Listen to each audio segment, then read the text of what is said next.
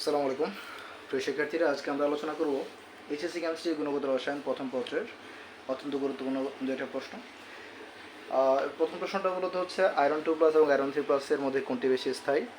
এরপরটা হচ্ছে দেখো এখানে ইলেকট্রন অসীম থেকে, এটা হচ্ছে ইনফিনিটি, অসীম থেকে এটা মূলত এই দ্বিতীয় কক্ষপথে নেমে আসা ফলে যে বিকিরণটা সৃষ্টি হয়েছে তার তরঙ্গ দৈর্ঘ্য নির্ণয় করতে বলেছে এবং সেটি কোন অঞ্চলের অন্তর্গত সেটা আমরা লিখে রাখবো।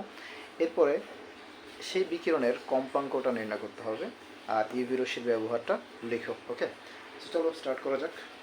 তো প্রথমত আয়রন 2+ এবং আয়রন 3+ কোনটা বেশি স্থায়ী। তো আমরা এটা করার জন্য আগে নর্মালি আয়রনের যে ইলেকট্রন বিন্যাসটা আছে সেটা আমরা লিখে ফেললে আমাদের জন্য বুঝতে একেবারে সহজ হবে। 1s2 2s2 2p6 3s2 3p6 3d 4s। তো এসে 2টা ইলেকট্রন আর এখানে 6টা ইলেকট্রন, তাই না? তো এই হচ্ছে মোট 26। এখন আয়রন যদি 2+ আয়ন গঠন করে তাহলে সবই ঠিক থাকবে, তাহলে এই 2টা ইলেকট্রন চলে যাবে, তাই না? আর যদি আয়রন 3+ আয়ন গঠন করে তাহলে কি হবে, 3d এখান থেকে 2টা আর এখানে একটা, মোট 3টা ইলেকট্রন সরে যাবে, তাহলে কি হবে 3d 5। দেখো ইলেকট্রন বিন্যাস লিখব, এরপরে জাস্ট বলে দিবা আয়রন 2+-এ ডি অরবিটাল অর্ধপূর্ণ নয়, কিন্তু আয়রন 3+-এ ডি অরবিটাল অর্ধপূর্ণ। আর আমরা জানি অর্ধপূর্ণ অরবিটাল ডি অরবিটাল অনেক বেশি স্থিতিশীল, তাই আয়রন 2+ থেকে আয়রন 3+ বেশি স্থায়ী। শেষ।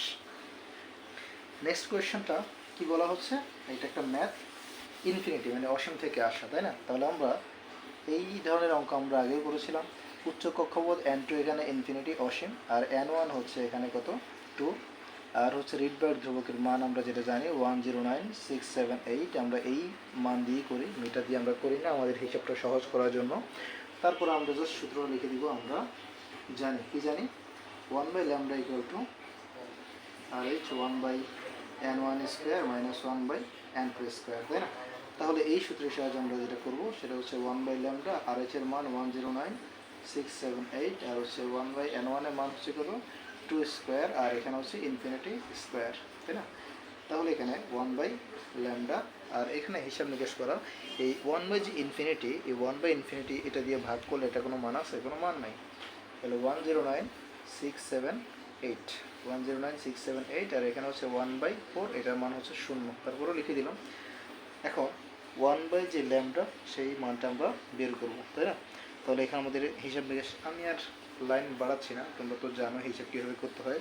তো ল্যামডা সমান এখানে আসতেছে আমাদের কত 9.7255 ইন্টু 10⁻6 সেন্টিমিটার আমাদের মান আসলো, তাই না? এখন আমাদের তোমরা যে ন্যানোমিটারে নিতে হয়, তাহলে আমরা কি জানি 1 সেন্টিমিটারের সমান 10⁻7 ন্যানোমিটার। তাহলে 9.7255 ইন্টু 10⁻6 ইন্টু 10⁻7 ন্যানোমিটার, তাই না? তাহলে এখানে আমাদের কত আসবে, মান আসতেছে দেখা যাচ্ছে 97.55 ন্যানোমিটার। ওকে, তো আমরা জানি 97.55 ন্যানোমিটার, এটা তো আমরা সবাই জানি এটা ইউভি অঞ্চলের তরঙ্গ সীমা, তাই না? তাহলে ইউভি অঞ্চলের তরঙ্গ সীমা কত, সেটা হচ্ছে 10 থেকে 380 ন্যানোমিটার। বলে দিবা এটি ইউভি অঞ্চলের তরঙ্গ সীমা, এটি ইউভি অঞ্চলের তরঙ্গ সীমা বা তরঙ্গ সীমার মধ্যে পড়েছে, তরঙ্গ সীমার মধ্যে পড়ে, বাস শেষ। তরঙ্গটি ইউভি অঞ্চলের তরঙ্গ সীমার মধ্যে পড়ে। তোমার এখানে বলা হচ্ছে কি তরঙ্গ দৈর্ঘ্য নির্ণয় করো, তাহলে আমরা প্রথমত তরঙ্গ দৈর্ঘ্য নির্ণয় করলাম। এরপর বলেছে আমাকে তরঙ্গ দৈর্ঘ্য নির্ণয় করে এটার কম্পাঙ্কটা নির্ণয় করো। তাহলে কম্পাঙ্কটা আমরা জানি কি কম্পাঙ্ক, নিউ বার সমান সমান নিউ সমান সমান কি জানি আমরা। আচ্ছা, এটা তোমাদের একটা জিনিস তোমরা ভুলে যদি যাও, এই জন্য তোমাদের একটা লজিকে নিয়ে যাই। আমরা অবশ্যই একটা সূত্র পড়েছিলাম 9-10-এ, V equal to F lambda, তাই না? V equal to F lambda. তো এখানে আলোর বেগ সি আসবে, আর এই এফটা হচ্ছে নিউয়ের সাহায্যে কনভার্ট হবে। তাহলে সি ইকুয়াল টু আমরা কী করবো, C equal to nu lambda. Okay, তো এইটা মনে রাখলে হয়ে যাবে। তো কী লিখবো আবার, C equal to nu lambda. Okay, তাহলে এখানে আমাদের দরকার কি কম্পাঙ্ক, এটা হচ্ছে কম্পাঙ্ক, নিউটা কম্পাঙ্ক, তাই না? তাহলে এখানে মানটা বসাবো, এখানে মান কি বসাবো, সি সমান 3 ইন্টু 10⁻8 ms−1, তাই না?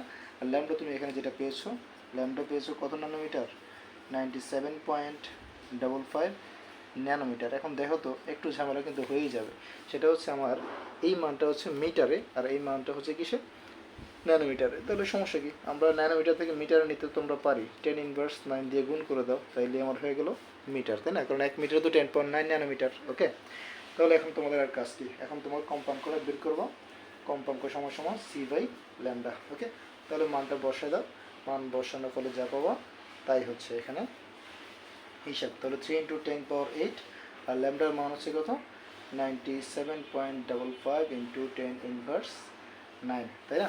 তাহলে এখানে হিসাব করলে আমাদের রেজাল্ট কত আসতেছে, রেজাল্ট তুমি যা পাবা তাই, এত ন্যানোমিটার, বাস শেষ।